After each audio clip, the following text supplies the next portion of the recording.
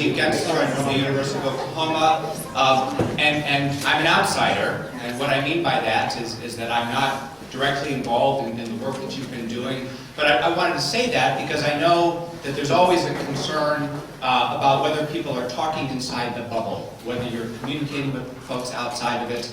I stand here, I think, as a representative of knuckle-dragging doctrinal proceduralists. We are listening, and Jean, you absolutely commended for this program. It has been fascinating. I've been very happy to participate. And I do mean participate. When I saw the flyer, it did not say that there would be extensive lunch-hour simulations and activities. I found myself at the activity yesterday where we line up across from each other, lined up across from Josh Rosenberg, which I have to say was as intimidating as it could have been. And not just because he was on the panel, but because I think he had just said that in a past life he was a practicing psychologist. And I was about to stare deeply into his eyes and have him look directly into my soul. Of course, he was very gentle with me, but it occurred to me afterwards that the last time I had looked directly into somebody's eyes for 2 full minutes was July 19th, 1991. It was the day I got married, my wedding vows. And then afterwards, Josh and I embraced. And I've wondered since then whether under the laws of Nevada we are married.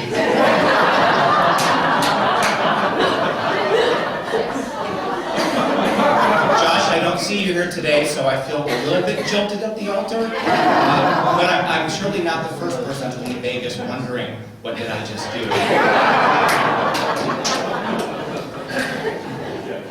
Our presentation today is on procedural justice. After deep reflection, and especially after Tom Tyler's talk last night, I think I've decided that I'm in favor of it. The panel today will help me understand what that means, either to me or to anyone else. We will take questions at the end. Please join me in bringing up our first presenter from UC Davis, Donna Shistowski.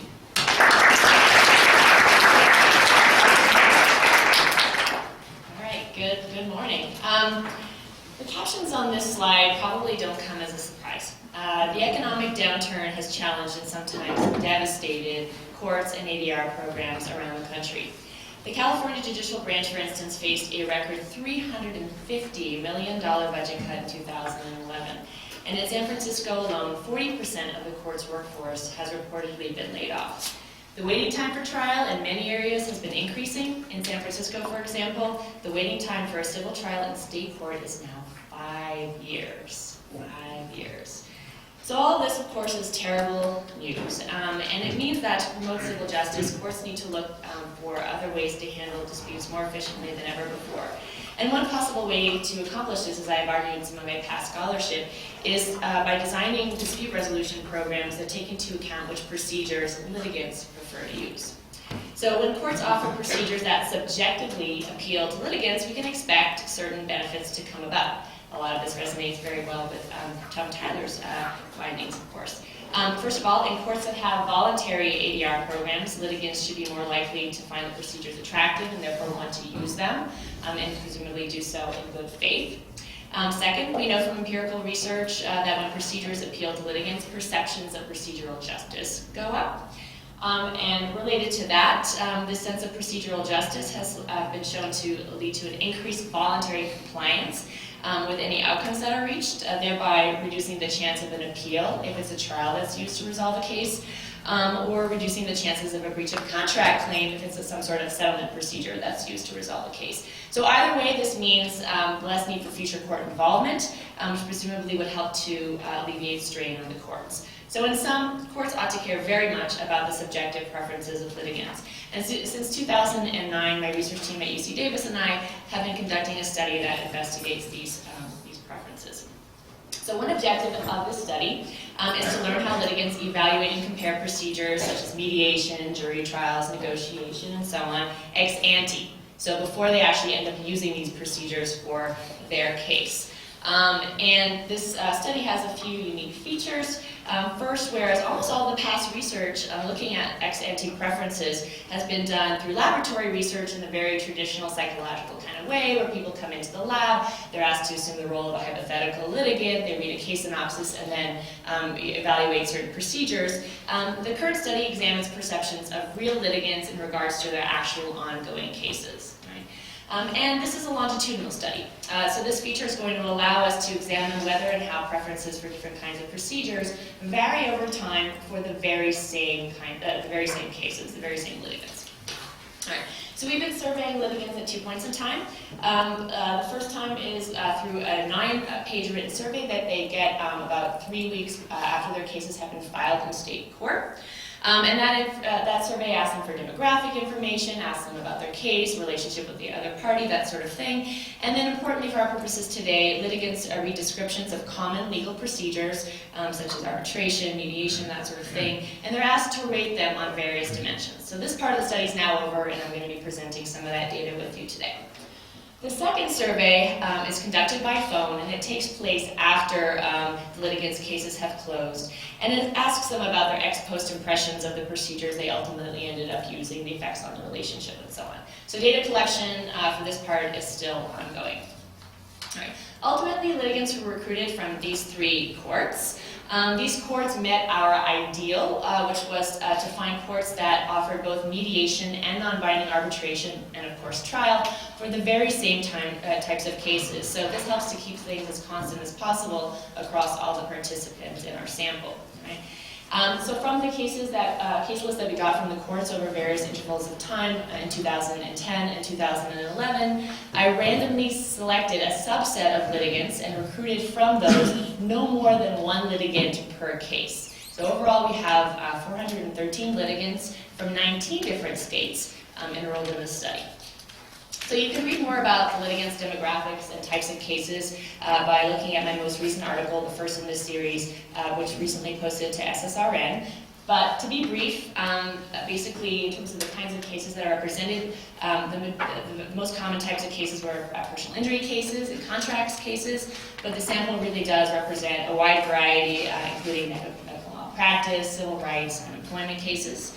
About 40% of the litigants are defendants and 60% are plaintiffs. About 70% of the litigants are individuals, and about 30% represent some sort of entity, a collective, if you will, some sort of organization, company, that sort of thing. And about half of them faced an opposing party who was acting as an individual as opposed to a representative of some sort of collective. So it kind of gives you a sense of who's in the sample. Okay, now on to the more fun part. These are the procedures that the litigants were asked to evaluate. So you'll see them represented here on the graph. They were asked to consider attorneys negotiate without the clients present, attorneys negotiating with the clients present, mediation, judge decides without trial, so a good example of that would be summary judgment, jury trial, judge trial, binding arbitration, and non-binding arbitration. And so they were asked, and this is an important thing, they were asked to rate each in terms of how attractive it was for their particular dispute. And they use a Likert scale where 1 is not attractive at all and 9 is extremely attractive. And we use this fancy, complicated statistical procedure to look at how they compared and contrasted the different options. So we used the judge trial as the benchmark or reference procedure, and then compared and contrasted against all the other procedures. And you'll see here that the mean attractiveness of the judge trial was 5.72 out of 9. So that was the mean attractiveness for the judge trial. And it turns out that this was significantly higher than the mean attractiveness for all other procedures except for 2. So now I'm highlighting the 3 that are all in common. So except for attorneys negotiate with the clients present and mediation, which they liked just as much as they liked the judge trial. Okay. In fact, litigants like judge trials, mediation, and negotiation with the clients present significantly more than they liked all the other procedures, and within this subset of favorite procedures, if you will, they didn't have a preference between them. Right? So, one takeaway from this, in terms of practical significance, I would imagine that given that the waiting time for judge trials has really increased over the last few years, I would imagine that a lot of litigants right now are feeling rather frustrated if they actually wanted to have their day in court via a judge trial. Okay. So one thing that we've noticed by looking at state court ADR programs is that the vast majority of them offer only one procedure: mediation or non-binding arbitration is usually the choice that program administrators are making. And so a question of practical significance then was, which of these two procedures do litigants actually like more? Right? After all, courts want to make litigants happy for all the reasons that I stated earlier. This would be a useful thing to know, but it actually isn't a question that had been studied before in any sort of systematic way. So by looking at how our litigants rated mediation and non-binding arbitration, we could compare their ratings for the two procedures, and by doing that, we found that litigants significantly preferred mediation to non-binding arbitration. So this is potentially quite useful information to court ADR programs who are focused on the ex-ante perspective. So to better understand the litigants' perceptions about these different procedures, we also asked them to assess the likelihood of using each procedure, which is kind of an interesting question. So litigants rated these procedures in terms of how likely they thought they would be to use them at some point in the resolution of their dispute. So 1 was not at all likely, and 9 was extremely likely. As shown here, you'll see that they rated the likelihood of using a judge trial to be about 5 out of 9. Okay. So comparing and contrasting that against the ratings for all the different procedures, we find that they rated the judge trial as significantly more likely to be used than just 3 procedures: the jury trial, binding arbitration, and non-binding arbitration. So no procedure was rated as significantly more likely than the judge trial, which is very interesting, right? Interesting in light of lots of statistics coming from various organizations like the National Center for State Court, which find that judge trials are actually not all that common these days, yet they're actually expecting quite a high rate to actually have one for their case. Now, psychologically, things get even more interesting when you put the graphs that I just showed you side by side with one another, right? So you take attractiveness beside expected use for every single procedure, and then you test each pair statistically to see how they relate to one another. And here I find 2 things. For every procedure except for negotiation between lawyers without the parties present, so those bars to the your far left, all right? For every procedure except for that one, there is a statistically significant difference between attractiveness and expected use. And for each of those differences, they're actually in the same direction, where litigants are actually liking procedures more than they expect to use them, which is very interesting. So 2 observations about this. First, the exception for attorneys to negotiate without the clients present makes sense. It's the only procedure in the list that does not require the participation or consent of anybody other than the litigant's own agent, aka the lawyer, right? So that allows them to engage in that procedure just as much as they actually like it, right?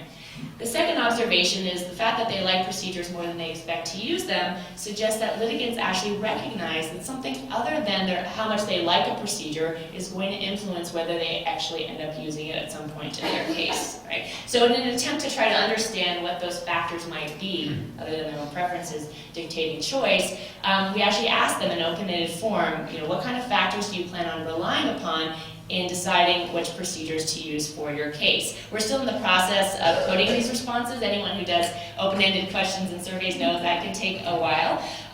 But one thing so far is very clear from the data. The modal or most common response has to do with their lawyers, all right? Something like, whatever my lawyer tells me to do, or whatever my lawyer thinks is best for this kind of case, that sort of thing. So some sort of indication that the lawyer is going to play a very important role in that.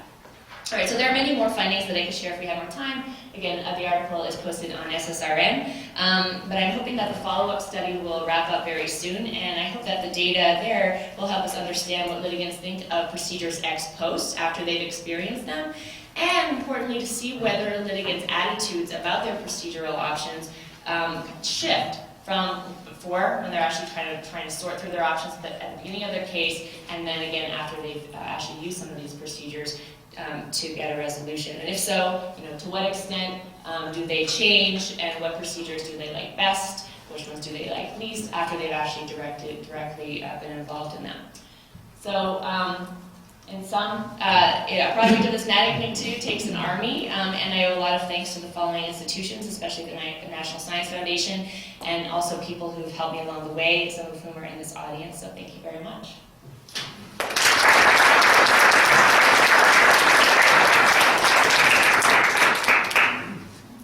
Okay, thank you, Donna. And for those of you who might have been confused, that was Donna. Let me get that out of the way.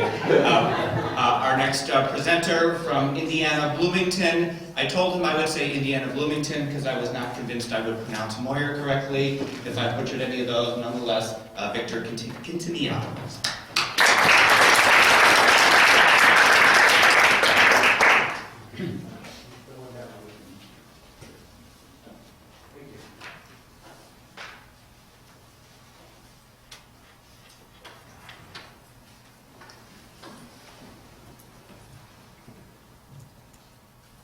So first off, Gene and Jennifer, thank you so much for organizing this conference. It's been absolutely fantastic to participate, and I'm also looking forward to continuing this tradition over the years.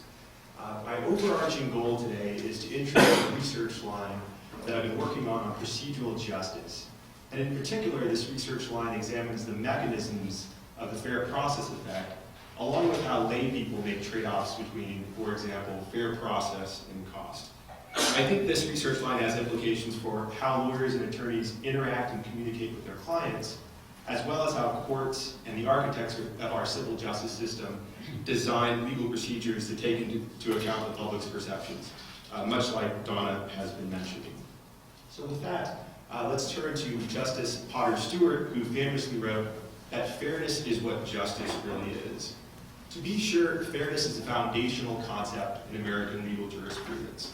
But how do we decide which procedures are fair or not? Over the years, as a legal scholar, I've been struck by this potential disconnect between the judiciary's sense of procedural fairness and lay public's sense of procedural fairness. At times, I've noticed this gap can be quite wide, and it may differ a great deal. In short, how would ordinary members of the lay public feel about whether our civil procedures are fair or not? The next problem also provided the catalyst for this study, and it's Rule 1, which is the interpretive lens by which we interpret all other rules of civil procedure. So there's a problem inherent in Rule 1. Judges are in effect asked to ensure the fair, speedy, and inexpensive determination of every legal proceeding. Yet these normative goals and values are often in tension with one another. Sometimes we can attempt to promote fairness, but it will be costly. Sometimes we can attempt to promote fairness, and it will lead to delay. But leaving aside the question of how judges decide this tension, how will the lay public resolve these trade-offs? How do lay people make trade-offs between fairness and cost, fairness and delay? Are these trade-offs taboo? Can the public, in effect, commodify fairness? If we could more clearly grasp the public's trade-offs and the public's reasons for striking these trade-offs, then we may be able to better inform how judges, too, should make similar trade-offs, as well as better taking into account these preferences. So to explore these questions, I drew on social psychological research and methods. My lab drew on themes of procedural justice, which Tom Tyler so eloquently introduced yesterday evening, and also the fair process effect. So procedural justice measures subjective perceptions and evaluations about the fairness and legitimacy of procedures. Researchers have focused on what kinds of civil processes, whether they be trial, mediation, or arbitration, would seem the most fair to disputants, and would therefore lead to increased acceptance and adherence to judicial decisions. This research has demonstrated that individuals care deeply about the fairness of the process by which decisions are made, apart from considerations about the outcome of the decision. It's not that people are indifferent to the favorability of outcomes. These things do matter, and often matter a lot, but the additional component of fair treatment by a decision-making authority matters as well, and matters independently and apart from the effect of good outcomes. On the fair process effect, if the process is fair and legitimate, people are more likely to view the overall dispute resolution as fair, irrespective of whether they obtain a favorable or unfavorable outcome. So this fair process effect refers to the positive effect of procedural fairness perceptions on subsequent reactions, global fairness judgments, outcome satisfaction, decision acceptance, and also other behavioral measures downstream. What's interesting about this effect is that while it's been replicated in many labs, there's been little research, particularly in the legal context, on the mechanisms that underlie this effect. And that's the study that I'm planning to introduce today. That's the question that we examined. So here's the roadmap for the remainder of the talk. Study 1 will examine the mechanisms of the fair process effect, and Study 2 will deal with the lay public's trade-offs between fairness and cost. So turning to Study 1, and very briefly by way of background, there are several theories that explain the conditions under which this fair process effect occurs. Briefly, there's an instrumental explanation. This suggests the goal of process is distributive justice, fair outcomes.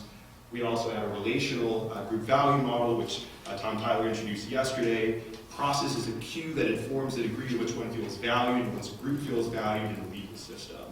There's also the uncertainty theory, which suggests that uncertainty is a moderator of the fair process effect. Procedural fairness is a cue that helps to reduce uncertainty about outcomes.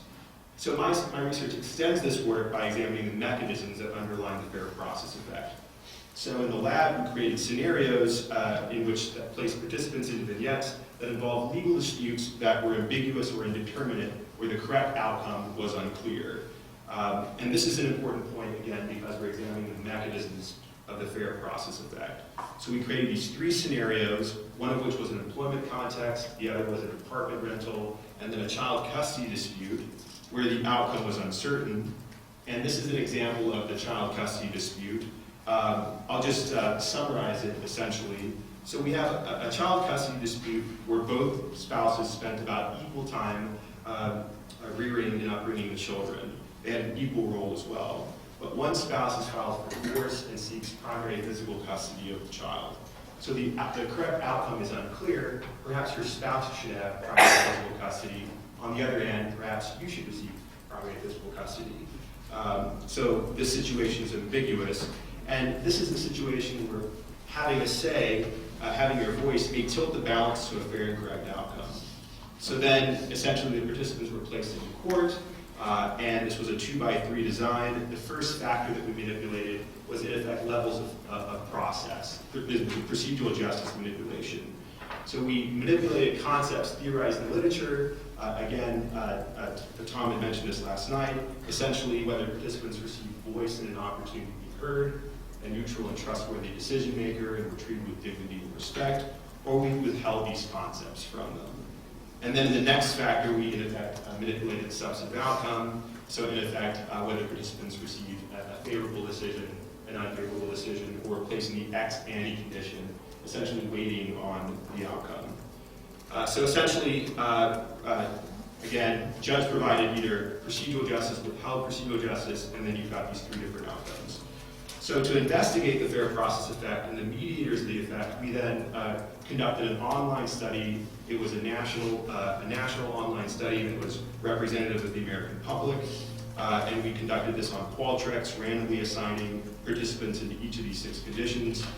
We then measured our mediators and our downstream dependent variable. So before measuring the ultimate dependent variable, we measured 2 groups of mediators. First, given that prior literature suggests that this procedural justice effect can elevate, if you receive it, positive emotions or dampen negative emotions when you don't have a fair process, we then measured emotions, for example, whether participants felt happy or experienced happiness about the way they were treated, satisfaction, anger, sad, distress. We then performed a factor analysis, and we grouped in these emotions into 2 composites, positive emotions and negative affect as well. And then the literature suggests that beyond these affective concerns, as I pointed out, there's also cognitive concerns, particularly about accuracy. And so we also measure these mediators about how participants perceive the accuracy of the process and also the accuracy of outcomes. And then we measured this primary dependent variable, which was global fairness. And this measured the overall fairness of the resolution and experience of the dispute. So this contained both aspects of outcome and procedure.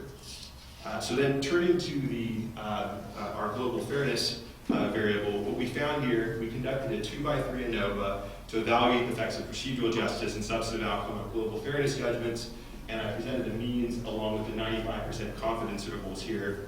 And as you can see from the graph, we have a significant main effect for procedure, going from unfair to fair procedure. We also have a significant main effect when it comes to outcomes. And then there's an interaction when looking at the ex ante versus the outcome conditions as well. So the point here is that there were significant differences between the unfair and the fair process in all three outcomes.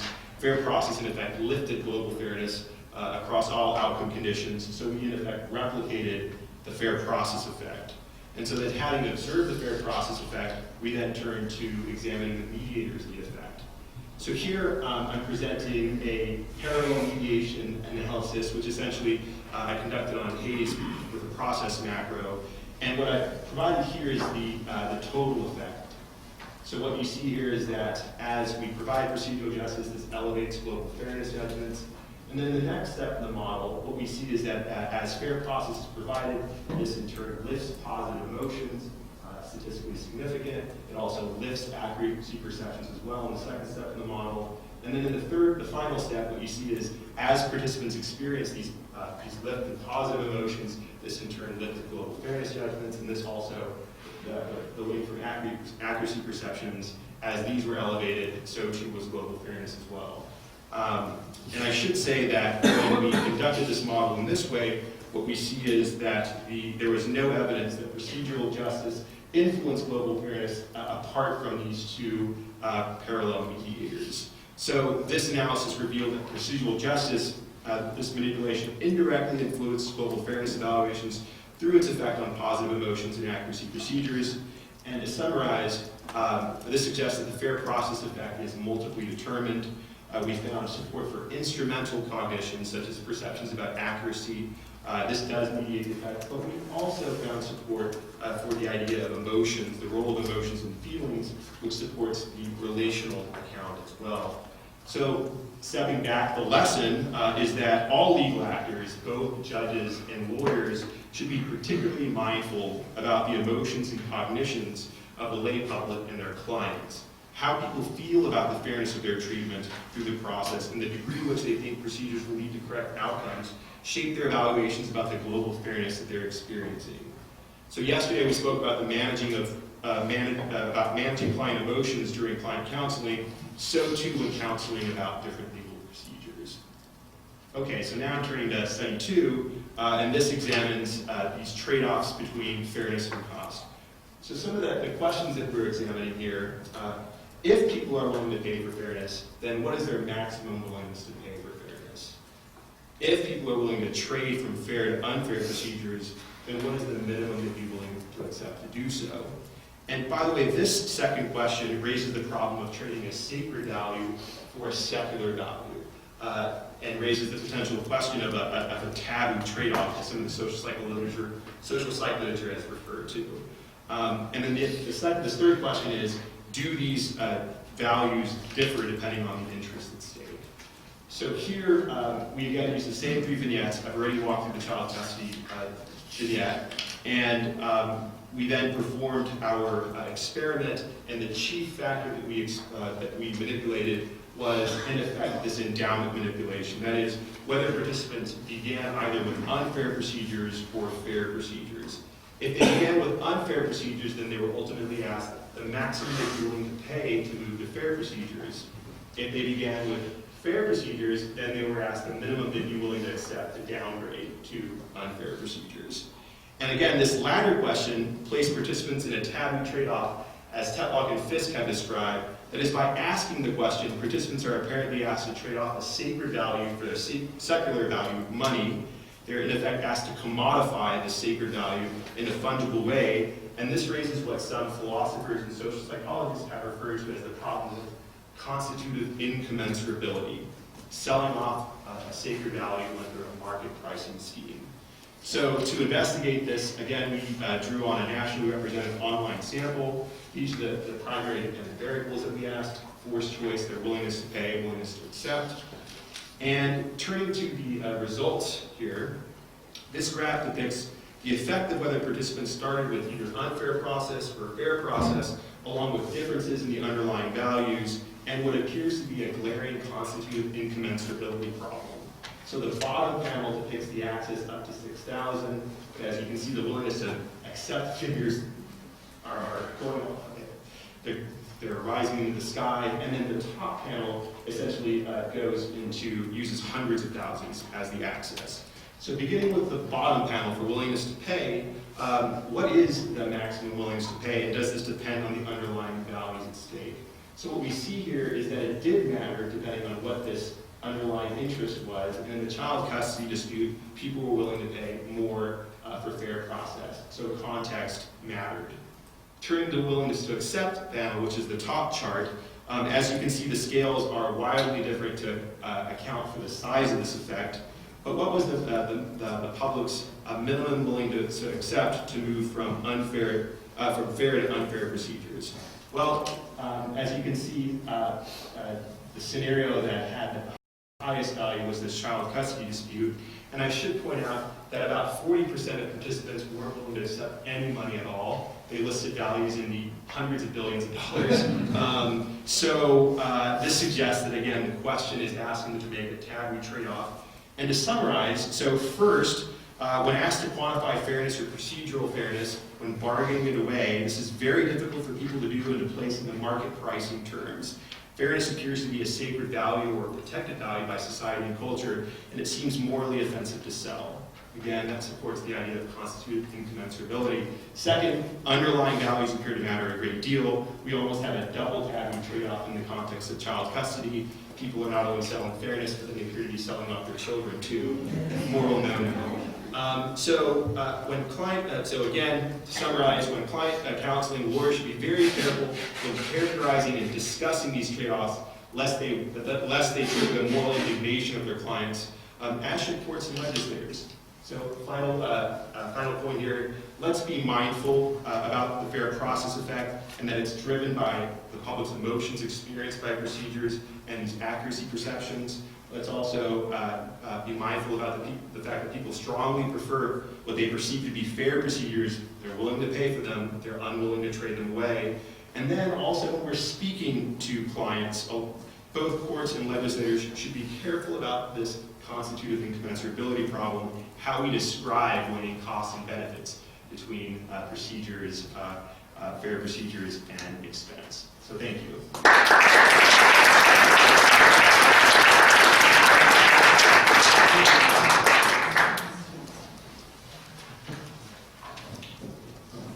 Do we have everything queued up?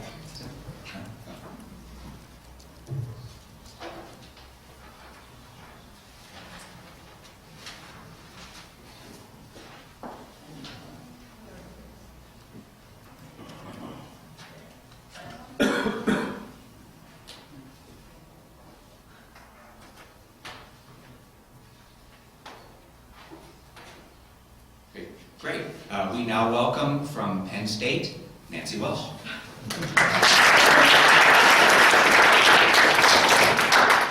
Actually, the way that you said that, I feel like I should be coming up with some sort of spruce.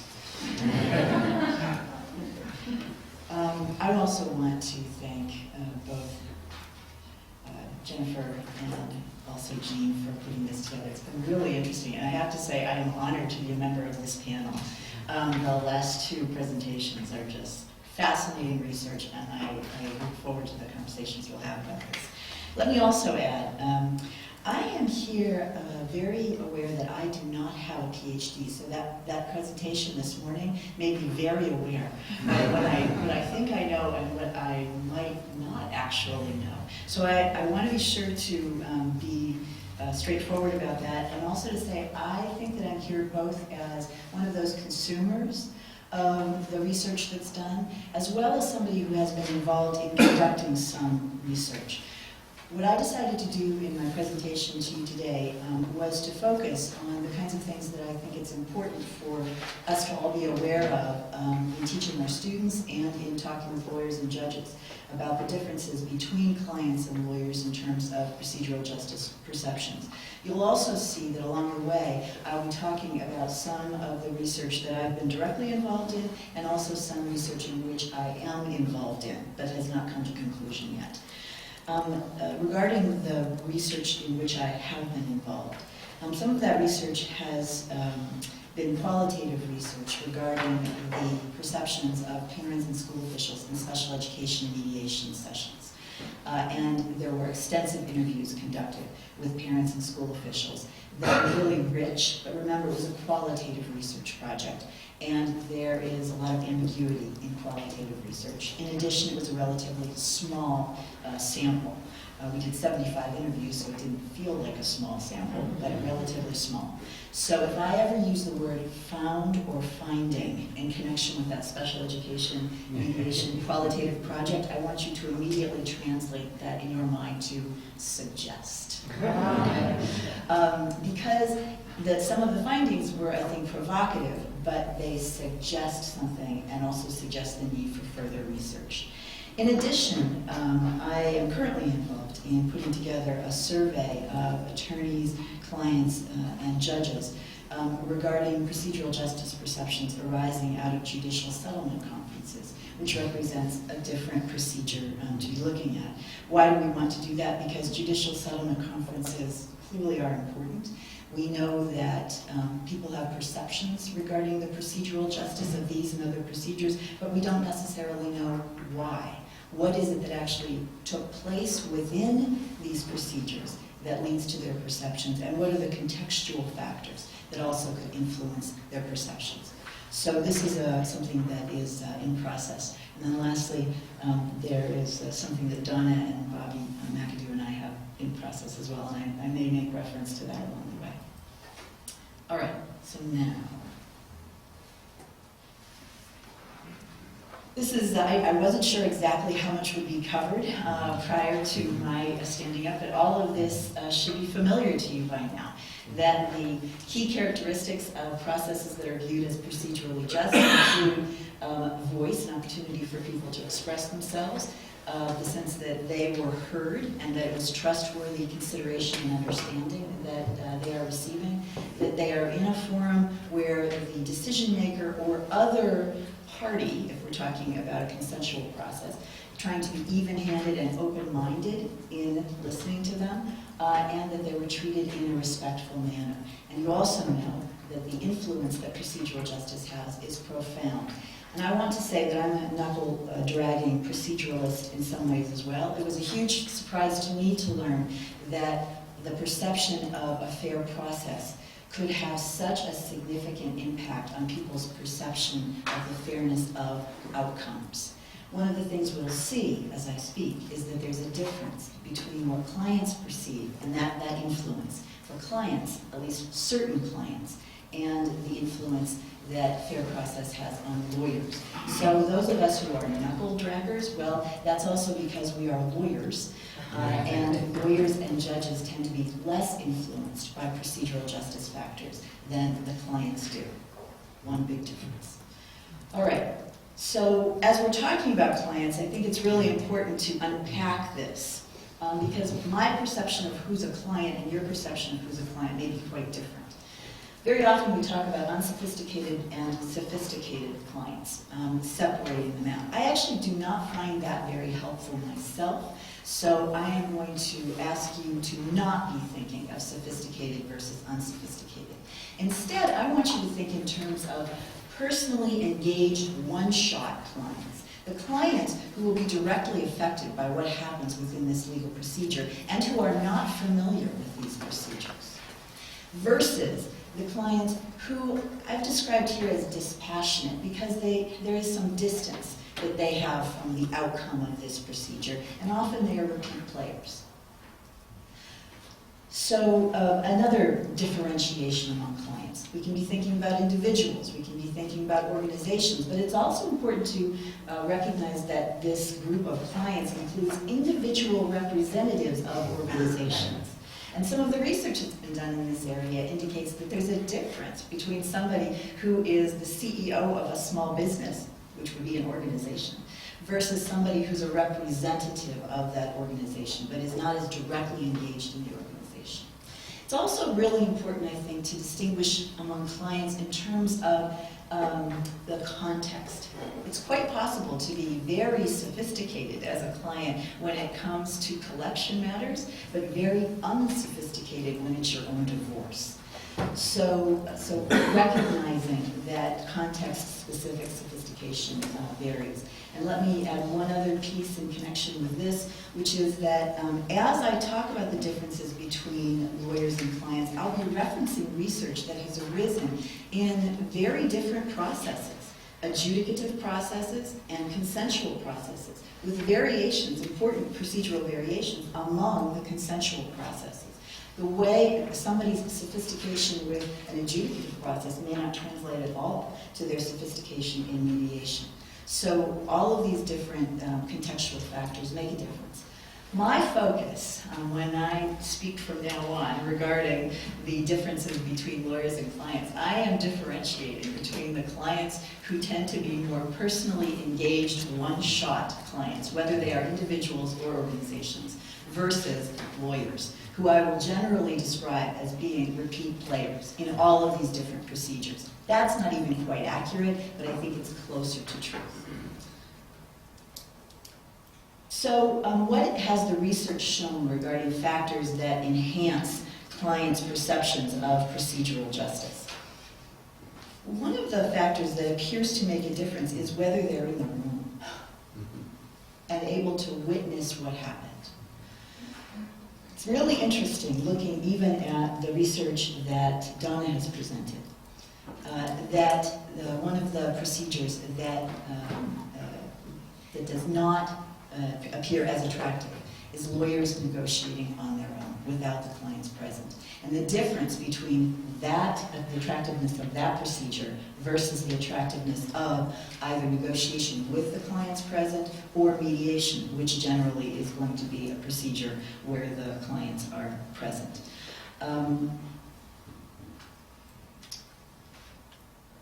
Another piece of research also has shown that clients are more likely to perceive a process as fair if they are able to select, if an advocate is there with them, and if they are able to select the advocate themselves, rather than have it with somebody who is selected for them, or somebody who is described as more of a neutral, as opposed to being somebody who really is advocating on their behalf. I will now reference for a second the special education research study that I mentioned that has no findings but only suggestions. And one of those suggestions was that if people were unable to have an advocate with them in the procedure, they would look to the mediator to serve a sort of what they described as objective advocate role. So in somewhere in this procedure, they are going to be looking for someone who can help them with their voice. Third, not surprisingly, people are more likely to perceive a procedure as fair if they had the opportunity to express themselves. Interestingly, though, they are just as likely, well, it's not quite true, they are very likely to perceive the process as fair even if they did not have an opportunity for voice, but their lawyer did, as long as their lawyer has a good relationship with them and is accurately representing what they want expressed. But there's also been research done that has shown that if people actually had the opportunity to speak themselves, if they had the opportunity for voice, they are then even more likely to perceive the process as fair. Now let me share with you for a second research arising out of consensual procedures. There's been research done by Roselle Whistler in connection with mediation, where she asked whether the clients would be more likely to perceive the process as fair, not just if they had voice, not just the opportunity to express themselves, but if they had the opportunity to participate in the negotiation process. With the hypothesis, I think that yes, they would perceive the process as fairer if they had the ability to participate. The results were the opposite. It did not influence their perceptions of fairness. The opportunity for voice did. So it's important to distinguish between voice and participation. People are also more likely to perceive mediation processes as fair if they perceive cooperation between the lawyers. Again, how does that fit with wanting to have a lawyer who is your advocate and at the same time a cooperative process? They were more likely to perceive the procedure as fair if their lawyers prepared them for the procedure, educated them regarding the procedure. They then knew better what to expect in that procedure. And in certain forms of mediation, where caucus isn't used, and instead everyone remains in joint session, people's perception of the fairness of procedure was less influenced by what the mediator did than by what the other negotiator did. And again, I will reference the special education research as well. These are cases in which parents are relying on school officials to take care of their children. The mediator was a bit actor in this drama. The school officials were really the ones they cared about. So the way that the school officials treated them mattered very much. Lastly, in connection with this, there was a suggestion from that small qualitative research project that if mediators met privately with parties in ex parte meetings or in caucus, those meetings had the potential either to significantly enhance perceptions of procedural justice or significantly undermine perceptions of procedural justice. Caucus had there's a suggestion that caucus has the potential for a multiplier effect. Mediators potentially were more likely to be more aggressive in caucus than they would be in joint session, with negative effects on procedural justice. They also had the potential to be more empathetic and listen better in caucus than they did in joint session, with positive effects on procedural justice. People remarked in every case about the effects of caucus, and we did not actually ask any questions about caucus. What about lawyers? I have 2 minutes remaining. What about those lawyers?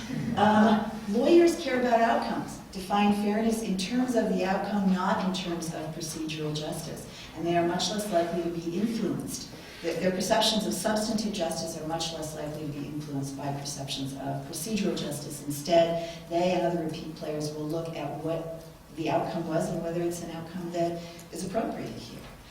So there's a sort of tension that exists then between lawyers and clients here. But it's also a productive tension, because shouldn't clients be concerned about whether or not they really are receiving a fair outcome, in addition to whether or not the process is a procedurally just one?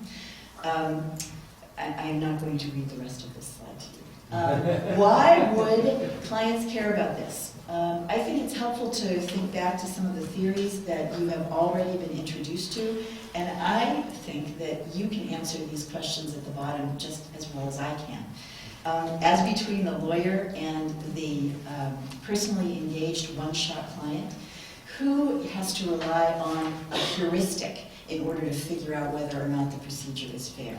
Who is it that will need cues regarding their social standing? Who is it that will need to manage risk, uncertainty, a sense of vulnerability? Much more likely this client than their lawyer.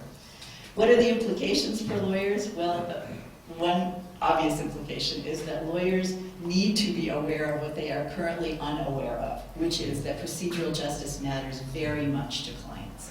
And so there are things that can be done in order to help prepare clients for these procedures, but also the lawyer's engagement in these procedures should be consistent with procedural justice. It would also be useful for there to be communication between the lawyer and client regarding some of the elements that make up procedural justice. How much voice is enough? What counts as respectful, etc. I've already talked about educating clients. It is also important for lawyers to recognize that we can represent the justice system to our clients. And so the way in which we treat our clients can signal procedural justice to them. Use of reflective listening, which is something, or perspective taking, which is something we've talked about, is consistent with all of the markers of procedural justice. Warning though, all of this can be used manipulatively. And also a request for those of us who are considering doing more research, more evaluation, there is a need to recognize that when we get feedback from lawyers regarding the fairness of procedures, or when judges get feedback from lawyers regarding the fairness of procedures, we cannot count on their voice actually representing the voice of the personally engaged, one-shot litigants who make up, frankly, most of the people in the United States of America. Thanks very much.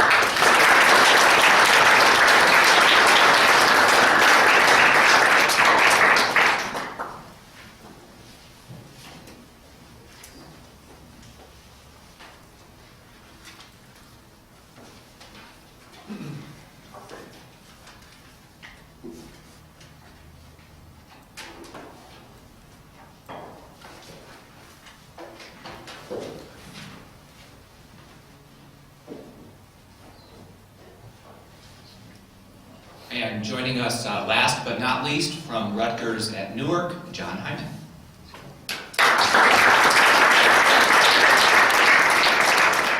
It's a pleasure to be here, and I share the positive thoughts. We're all, forget the negative thoughts. But I'm not, my work here and what I'm sharing with you is not about procedural justice, it's about what we might call substantive justice, which fits into this. I suppose the first question, and put it in terms of fairness, as a following from that Potter Stewart quote. And maybe the first question is it fair for me to keep you from lunch by going through all of these speculations? But,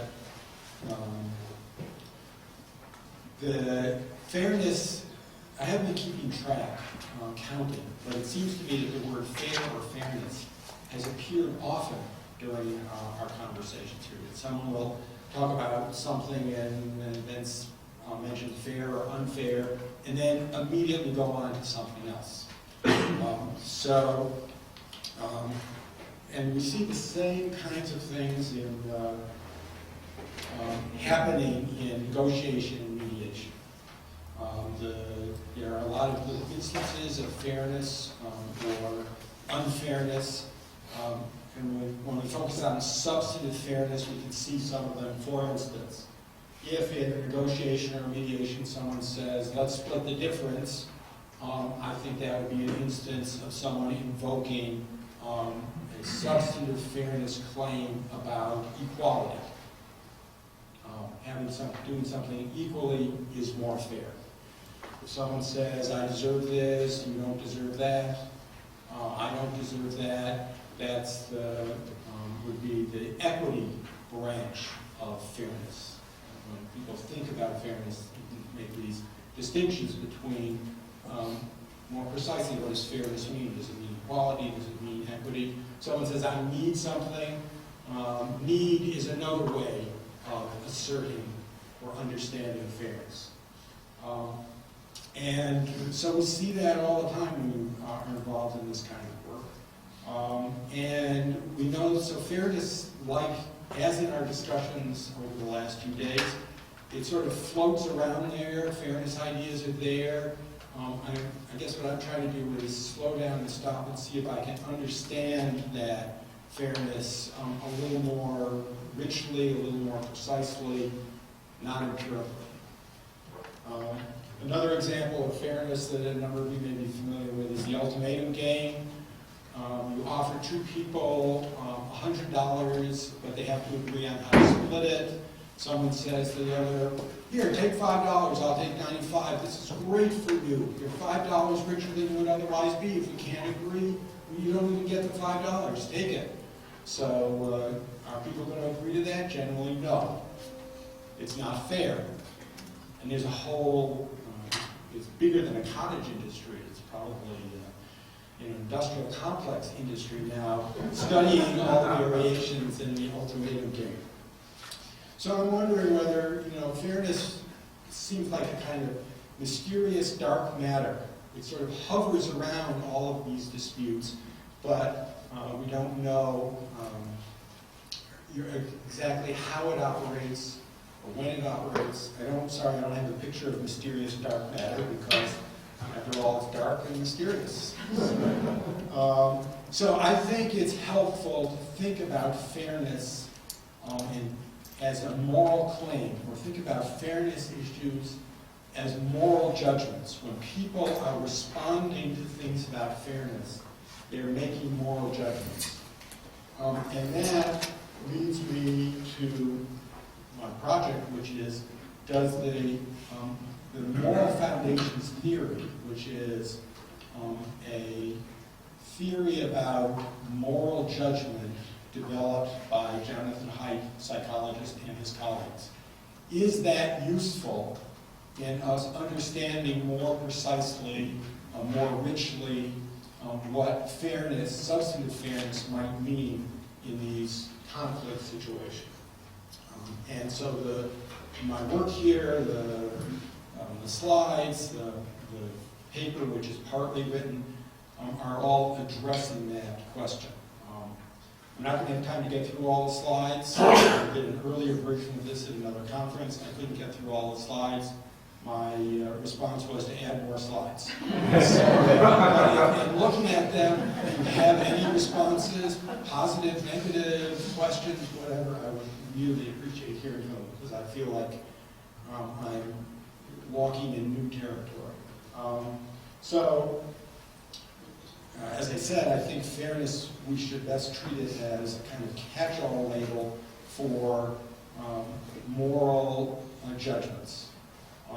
Now, and here's why I find Haidt's theory so interesting. He says, although most people would say fairness is the key thing, he says that's incorrect. When you talk about how people actually respond, actually make a judgment, there is a set of different kinds of things they are making moral judgments about, different scales of moral judgment, which are qualitatively different from each other. And to understand how people are reacting with these moral judgments, you have to make these distinctions. One is fairness versus cheating, care versus harm, loyalty versus betrayal, authority versus subversion, sanctity versus degradation. More recently, he has suggested adding liberty versus oppression. I'm attracted to his way of looking at it for these kinds of things that we're talking about, in part because it's an intuitive theory of moral judgment. It's not something people think they're into, it's something that pops into their understanding, their perceptions, their reactions, and then they have to go and rationalize and adjust. I'm also attracted to it because it's multiple. And actually, I think it tends to satisfy the Goldilocks test. You might say that if there's only one thing that's fairness, that's too little. On the other hand, if this mass of fairness reactions and fairness judgments that people have in these conflict situations are, as numerous as the stars in the sky, then we're not going to be able to handle them very well. We're not going to be able to understand them, manage them. If you're a negotiator or a mediator, you're not going to be able to deal with them very effectively. So, 5 or 6 is a good number. Several times a semester teaching students, I find places where you can explain most of law by the Goldilocks principle. Most legal rules are not too much and not too little. And so this is attractive to me in that regard. So let me give you an example of where I think I see this working. This is Doug and Jim in their mediation text gave us a wonderful gift in having experienced mediators unscripted mediate simulated problems and videotaping it.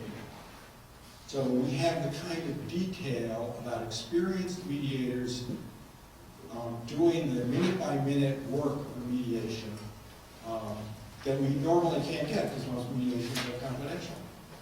So the dispute in this case was a dispute between a homeowner and a kitchen remodeler. The homeowner released signed a contract, they came in, they destroyed the existing kitchen, and then they disappeared. Also the cabinets they brought in to install, which hadn't been installed, seemed to have some trouble with it. So this was the dispute.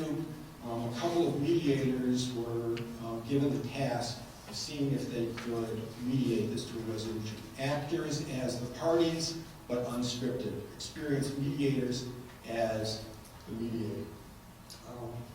Tale of two mediations. There was, in this particular instance, 2 different mediators came out with very different agreements. With both the parties reached an agreement, very different. One of the mediators, the agreement was to pay some money, positional compromise, walk away from it, and Bernice would get her kitchen done with somebody else, using whatever money she could get from this lawsuit. In the other one, Cheryl Petrona as the mediator, the agreement was that Frank would come back in and finish the job. So, and in fact, it was a better solution, I think many people would say. It was more efficient. They got the work done overall cheaper. Each one did better, really, than just the dollar settlement. And actually, they preserved the relationship. What accounts for the difference between these two things? I think that in looking through all the text that we have, the transcript that we have, there was one transaction which I think indicates a moral shift that occurred in the Cheryl Petrona come back and finish the job version that did not occur in the Craig Lord settle for a dollar amount version. And it was this moral judgment shift that made the difference. So from the transcripts, at one point, Frank was in caucus with the mediator, was explaining why, when the work stopped, Bernice couldn't get in touch with anybody, which was fueling her anger. It's because the people who he relied on, Connie and Sam, had been employees in the business for years, hired by his father before he had run the business, and he mentioned that he was loyal to them. And the mediator says that your loyalty speaks well of you. He didn't want to tell Bernice that, but after this caucus, when they got all back together, he did mention it to Bernice, and Bernice said, Frank said, I have a loyalty to them. I'm never going to fire them. I love them. Bernice says, they are family. Frank says, not literally family, but Bernice says, but still. So, go back to the Hike characterization. What are the moral judgments that are going on here? I'd say that the shift is when they went into this conflict, Bernice was thinking that she was the victim of cheating, harm, and betrayal. The contractor had cheated her, not treated her fairly. The contractor had harmed her, not cared for her. The contractor had betrayed her, was not loyal to his promise to do the work for her. When the story came out of how Frank was dealing with his employees, all of a sudden she could see that he had loyalty to Connie and Sam, that he cared for Connie and Sam, and I think maybe he indicated that he had some moral good of authority. What is the boss of the business supposed to do? You're supposed to take care of your employees, and that's what he was doing with Connie and Sam. So, so that all of a sudden, where she had been perceiving what was going on the bad side of all of these little scales, all of a sudden now she was seeing Frank more on the good side. And that opened the door. That allowed her to trust him, opened the door to working it out together with him. So, let me just use, talk about not being empirical. One example from a simulated exercise. So I'm on a project to find other places in the real world where this might be so. And if you ever have a chance, you should. I've mentioned some of them in the slides that you're not going to get a chance to see right now. But one of them is think about the interest-based, value-creating, principle, Fisher and Urey approach to negotiation. Let's look at underlying interest and invent options for mutual gain.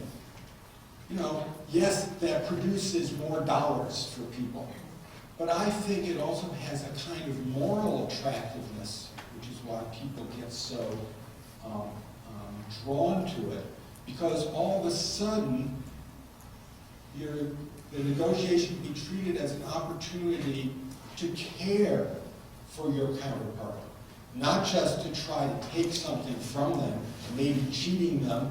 If they think it's unfair, they're going to see whatever you're taking from them is cheating. But if you're trying to help them, you're trying to, you're on the care side of rather than trying to harm them or take something from them. And I think that gives a kind of intuitive, emotional oomph to that whole approach, which keeps it going. And if you ever get a chance to look at some of the other examples or find other examples, plus or minus, I'd really love to hear.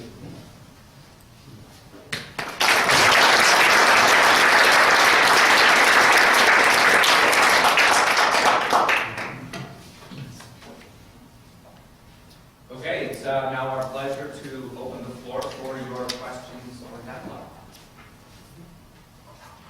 Victor, a question for you. Do you think the outcome would be the same if you looked at how much people would pay to keep a fair process? So the default option is they have a fair process and it shifts to an unfair process unless they pay to keep it, rather than be paid to take. Do you think that's the same outcome, or would it be different? Do you think you have to pay a little more to give something up for their behalf? Let's see. Just to make sure that I'm understanding, so you're not speaking about the condition in which you would start with an unfair process and then pay. Correct. I'm saying you start with fair, Yeah. and then how much would you pay to keep fair? And if you don't pay, you have to have unfair. Oh, that's interesting. Can I concretize that example? Sure, sure. What comes up? So, in the consumer contract, the price of an item is X plus $100 because we have Goldberg versus Kelly that says you're kind of a due process hearing before the item could be taken away, right?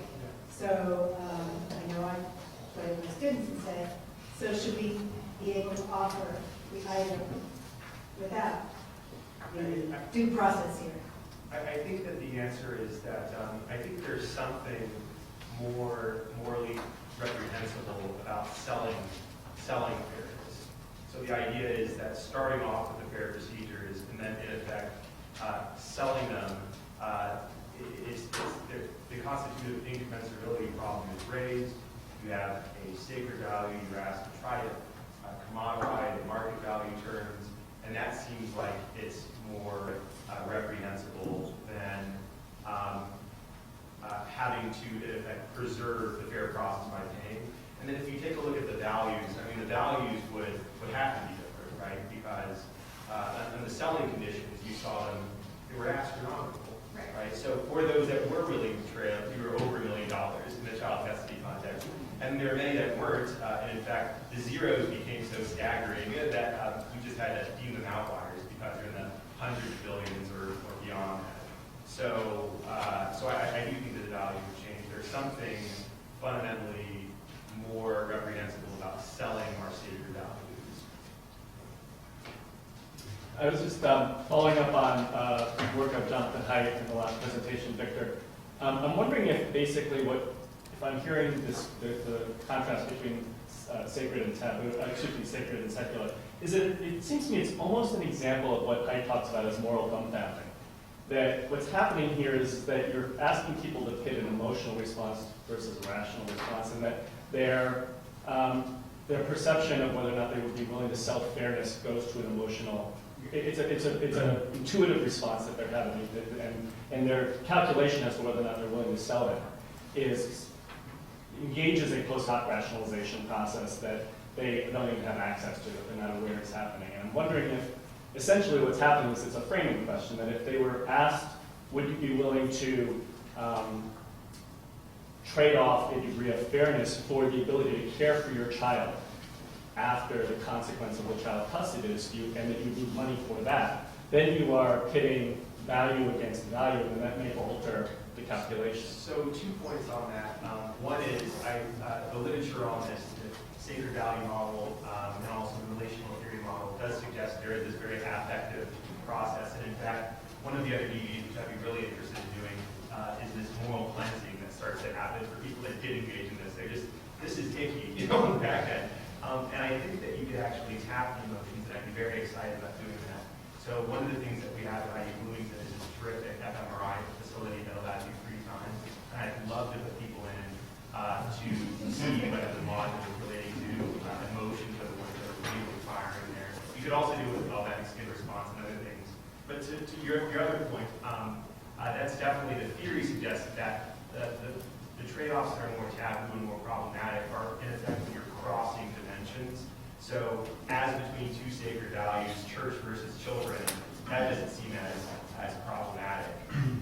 But when you are then commodifying one and selling it away, you're crossing into these different ways of relating items, and that's the problem.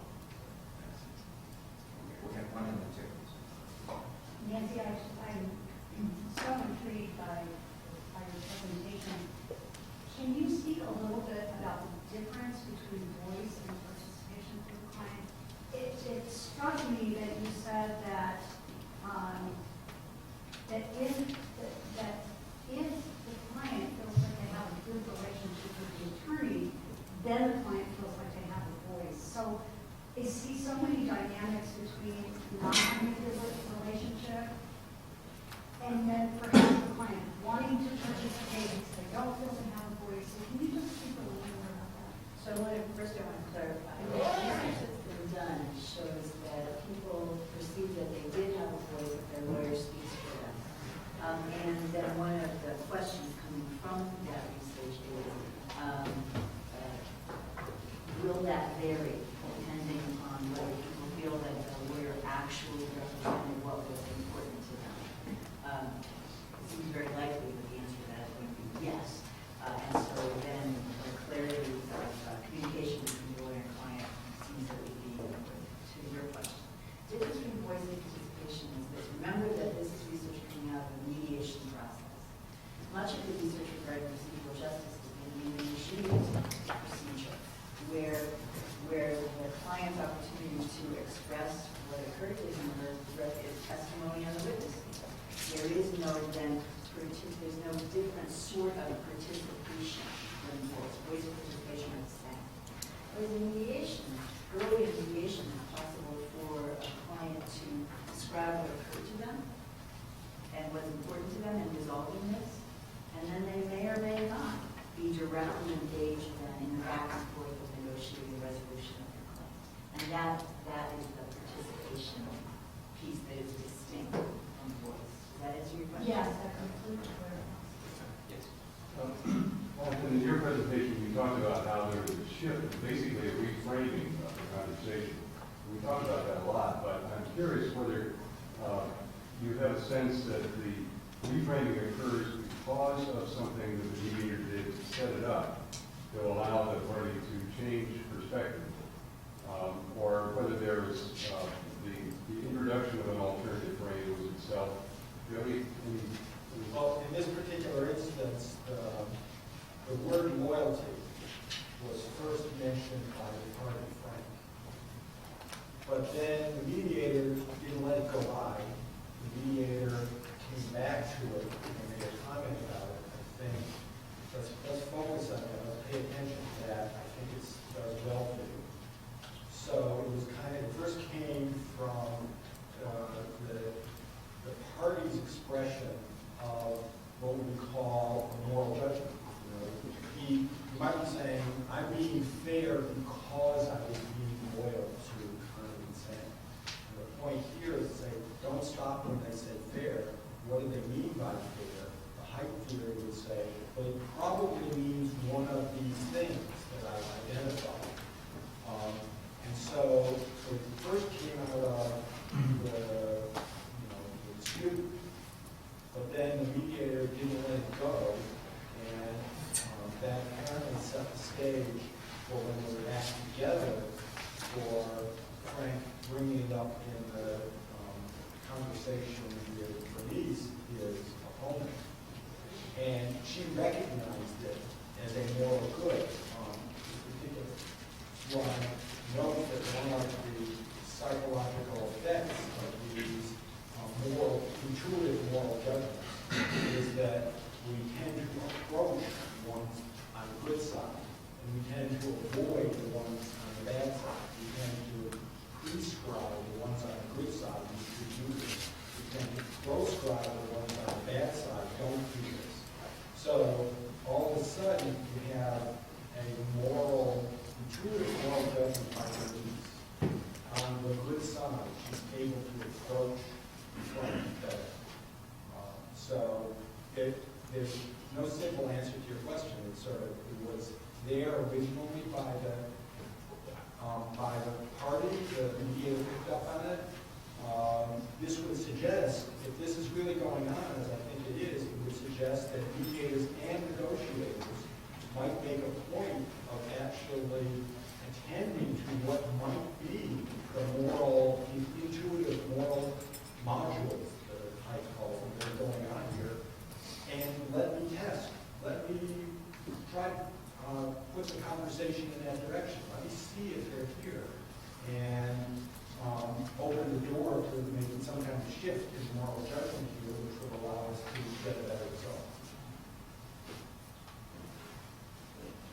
I had two questions for Victor.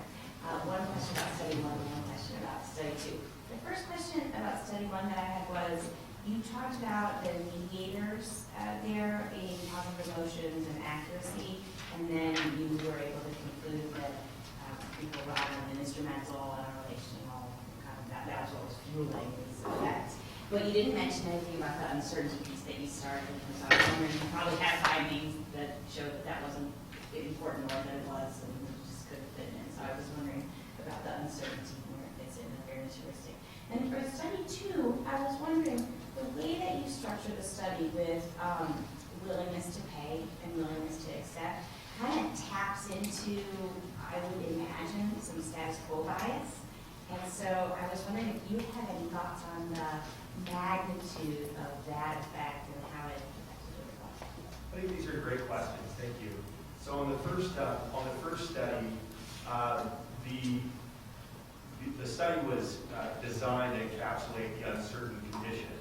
So that means that the entire study was in the uncertain condition. So we were drawing heavily on the uncertainty theory, believing that by creating a situation where the correct outcome would be indeterminate or unclear, and that would be the most likely scenario where we'd see this fair process effect. And then that way we were able to test the mediators. So we're actually not able to say, turning to another condition, right, a moderator, so another context, whether the mediators there will be similar or not to a higher or lower degree. We're able to say, in the situation where we don't have other relevant information about how others have fared or how the outcome should fare, these seem to be moderate as mediators that are driving the process. I modeled it with a positive affect. I could have flipped it into a negative affect, and the data would have been going in the other direction. And then your second question is one that I've been thinking about as well, which is the status quo bias. I've been thinking about it also from the angle of the framing of gains versus losses. But I think that I think the answer there is the studies that I've seen on the status quo bias and on loss framing, or even the endowment effect, the effect sizes have been, they've been decent, but they haven't been at the same level, 1,000 times, right? Which is what we're talking about, particularly in a child custody condition, 6,000 versus about 1.2. So I think that we're tapping into, it's going in the same direction as those theories would predict, but I think that partialing out that this effect is going to be larger than merely a status quo effect that wouldn't have the same moral implications in it, basically. We have time for one, possibly two more questions. You've been very patient. This is a question for Nancy. Do you think lawyers and judges are educable about this stuff? Yes. It can be taught. No, if you ask me why, I do think that, let me say, there's a reason I became interested in even looking at procedural justice,